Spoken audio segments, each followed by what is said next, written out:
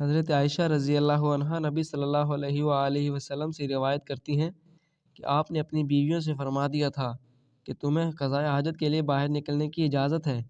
ہشام نے کہا حاجت سے مراد براز ہے۔ رسول اللہ صلی اللہ علیہ وآلہ وسلم نے فرمایا جب کوئی پانی پیے تو برتن میں سانس نہ لے، اور جب بیت الخلاء جائے تو شرمگاہ کو اپنے داہنے ہاتھ سے نہ چھوئے اور نہ اپنے داہنے ہاتھ سے استنجا کرے۔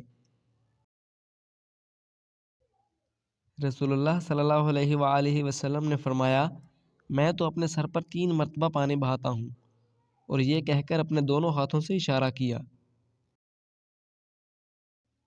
حضرت عائشہ رضی اللہ عنہ نے فرمایا کہ میں اور رسول اللہ صلی اللہ علیہ وسلم ایک برتن میں غسل کرتے تھے، ہم دونوں اس سے چلو بھر بھر کے پانی لیتے تھے۔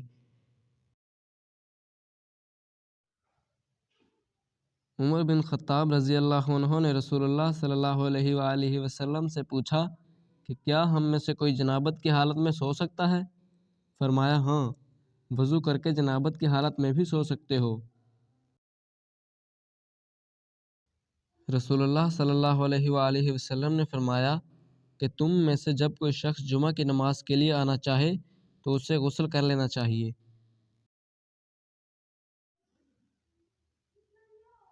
رسول اللہ صلی اللہ علیہ وآلہ وسلم نے فرمایا کہ اگر مجھے اپنی امت یا لوگوں کی تکلیف کا خیال نہ ہوتا تو میں ہر نماز کے لیے ان کو مسواک کا حکم دے دیتا۔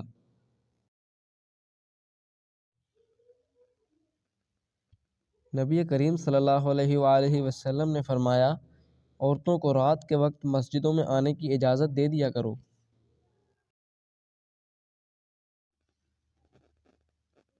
آپ صلی اللہ علیہ وآلہ وسلم نے فرمایا جب تک مجھے دیکھ نہ لو صف بندی کے لیے کھڑے نہ ہوا کرو اور آہستگی سے چلنا لازم کر لو۔